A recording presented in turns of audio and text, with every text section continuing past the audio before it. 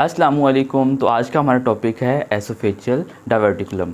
Oesophageal diverticulum, या आप कह लें कि हमने जो मेनली पढ़ना है वो है ज़ेंकस डाइवर्टिकुलम। ज़ेंकस डाइवर्टिकुलम क्या होता है, पहले तो आपको ये बता देता हूँ कि आपका जो म्यूकोज़ा है या मसल आपके सर्वाइकल एरिया से कुछ म्यूकोज़ा जो होता है पाउच कर लेता है, मतलब एक थैली सी बना लेता है। और क्या होता है, जो आप खाना वगैरह खाते हो वो उसके अंदर जाता है और वो वहाँ से डाइजेस्ट नहीं हो पाता और उसकी वजह से कुछ सिम्टम्स आते हैं। तो ये डाइवर्टिकुलम है। डाइवर्टिकुलम मेनली क्या है, पाउचिंग है आपके म्यूकोज़ा का या मसल का। और वो कहाँ के मसल होंगे,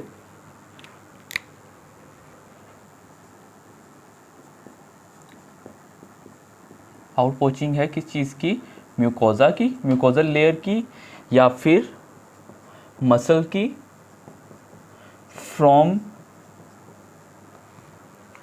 कहाँ से होगी,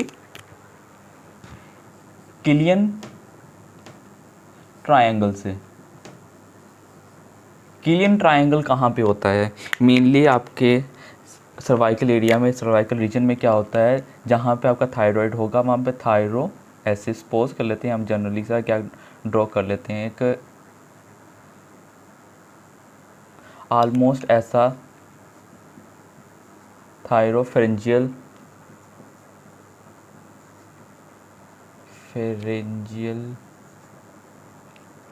फेरेंजियल मसल्स होते हैं यहाँ पे। और लोअर साइड पे यहाँ पे ऐसे ही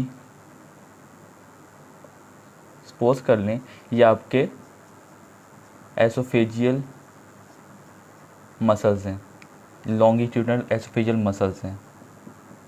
इन दोनों के दरमियान में यहाँ पे कुछ मसल्स होते हैं, यहाँ पे ऐसे रिंग टाइप का एक प्लेट होती है जिसको हम कहते हैं क्रिको फेरेंजियल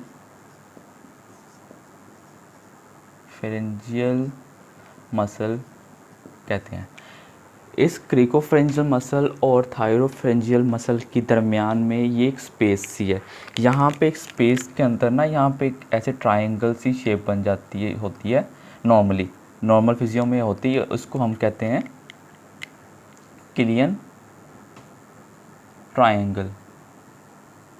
इस किलियन ट्रायंगल से आपका क्या होगा, यहाँ से म्यूकोज़ा आउटपोच करेगा और यहाँ से आपका खाना वगैरह इसके अंदर आएगा, फूड पार्टिकल्स इसके अंदर इकट्ठे होते रहेंगे और ये आपके नेक रीजन में होगा। अब जैसे कि एक फॉरेन बॉडी बन गई है, नेक रीजन के अंदर फूड पार्टिकल्स यहाँ पे एक्यूमुलेट हो रहे हैं और फूड पार्टिकल्स यहाँ से बाहर भी जा सकती हैं। तो यही सारा आपका टोटल डाइवर्टिकुलम है। अब इसके पढ़ लेते हैं। कॉज इसकी कुछ नहीं है, कॉज हमें ठीक है, कॉज इसकी होगी, ठीक है। इसके सिम्टम्स पढ़ते हैं। मेनली आपको इसके सिम्टम्स पता होने चाहिए। सिम्टम्स यार, जिन लोगों के मुंह से बहुत ज़्यादा गंदी स्मेल आती है उसको कहते हैं हेलिटोसिस।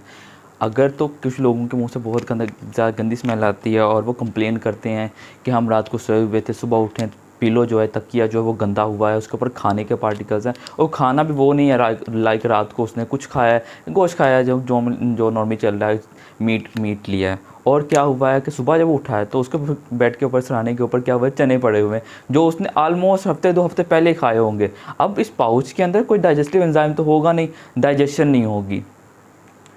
तो सिम्टम्स में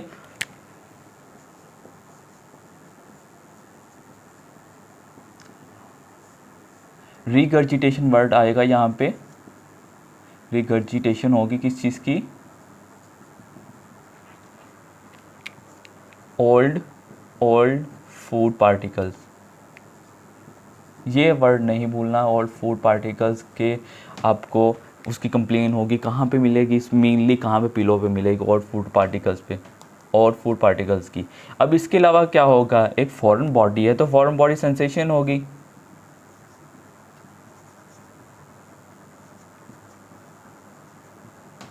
फॉरेन बॉडी सेंसेशन होगी। अब खाना वहाँ पड़ा हुआ गल सड़ रहा है लेकिन डाइजेस्ट नहीं हुआ, तो उसकी वजह से क्या होगा, वहाँ पे स्मेल आएगी, हेलिटोसिस। तो ये कुछ सिम्टम्स आएंगे पेशेंट को। इसके अलावा फॉरेन बॉडी जो ओल्ड फूड पार्टिकल्स थे वो हमें एक्लेजिया में मिले थे, लेकिन एक्लेजिया के अंदर एसिडिटी भी थी। तो एसिड्स क्या कर रहे थे, पेशेंट के जो सॉर थ्रोट का कॉज कर रही थी। इसमें सॉर थ्रोट नहीं होगा, हॉर्सनेस ऑफ वॉइस नहीं होगी। मेनली यही सिम्टम्स हैं। इन्वेस्टिगेशन इसका इंपॉर्टेंट है। इन्वेस्टिगेशन क्या करेंगे हम, बेरियम एक्सरेज करेंगे, बेरियम स्टडीज़ करेंगे। बेरियम एक्सरेज के अंदर आपको पता चल जाएगा कि यहाँ पे डायवर्टिकुलम है, और मोस्ट एक्यूरेट इसका ये बेस्ट इनिशियल है।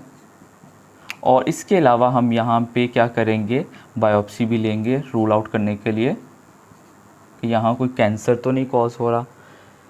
थर्डली, अब ये बस इन्वेस्टिगेशन आपने ये याद रखना है, बायोप्सी भी छोड़ें, सिर्फ आपने याद रखना है बेरियम एक्सरे। आपको इन्वेस्टिगेशन, आपको एमसीक्यू में पूछा है क्रिलियन ट्रायंगल जाना, क्लियन ट्रायंगल और बेरियम एक्सरेज। इन्वेस्टिगेशन ये हो गया है, और ट्रीटमेंट क्या होगा, ट्रीटमेंट आपने क्या करना है, सिर्फ वो पाउच को रिमूव कर दो, सर्जिकली रिमूवल।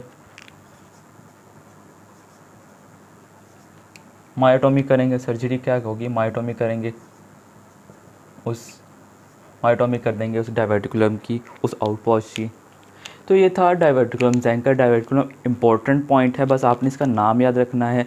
हेलिटोसिस होगी पेशेंट को, लेकिन वो क्या होगा, और फूड पार्टिकल्स मेनली ये दो चीज़ें ही हैं। थर्डली आपने क्या याद रखना है, फॉरेन बॉडी सेंसेशन है, गले का मसला, तो आप गले का एक्सरे करवा के देखें, उसके अंदर आपको डायवर्टिकुलम मिल जाएगा। डायवर्टिकुलम मिलने के बाद उसको सर्जरी करके रिमूव कर दें। तो ये था ज़ैंकर्स डायवर्टिकुलम।